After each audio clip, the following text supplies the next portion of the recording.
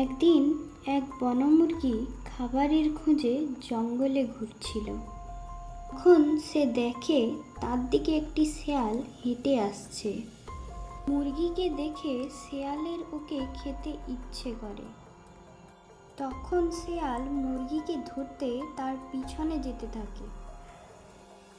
তখন মুরগি বলে, কি ব্যাপার শেয়াল, তুমি আমার পিছু নিচ্ছ কেন?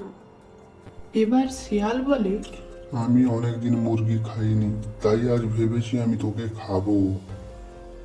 এবার মুরগি বলে, তুমি জানো না এই জঙ্গলের রাজা সিংহ কি নিয়ম বানিয়েছেন, যে কোনো প্রাণী কোনো প্রাণীর প্রাণ নিতে পারবে না। হ্যাঁ জানি তো, কিন্তু আমি যদি তোকে খেয়ে ফেলি তখন রাজাকে কে বলবে? আমাকে কেউ বাঁচাও, এই দুষ্টু শেয়াল আমাকে খেয়ে ফেলবে, কেউ বাঁচাও, বাঁচাও আমাকে।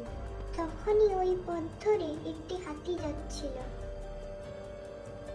আজ তুই হাতির জন্য বেঁচে গেলি, কিন্তু কোনো না কোনো দিন আমি তোকে একা পাবো, তখন আমি তোকে খেয়ে ফেলবো।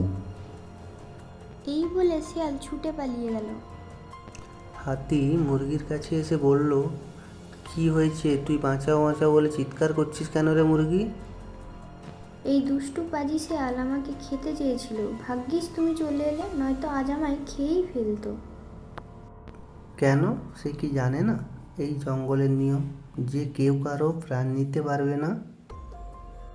হ্যাঁ জানে, তাও আমাকে খেতে চায়। শিয়াল তোমাকে দেখে পালিয়ে গেছে, কিন্তু ও বলে গেছে আমাকে যেদিন একা পাবে সেদিন আমায় খেয়ে ফেলবে। তাই আমি ভাবছি এ কথা রাজামশাইকে গিয়ে বলবো। মুরগি এবার রাজা সিংহের কাছে যায়। সিংহ তখন ঘুমিয়েছিল। মুরগি ডাকতে লাগলো, কি হলো তোর, আমি ঘুমিয়েছিলাম, ডাকছিস কেন মুরগি? মুরগি রাজামশাইকে সব ঘটনা খুলে বলল। শেয়াল কি জানে না এই জঙ্গলের নিয়ম? তুই যা, আমি দেখছি।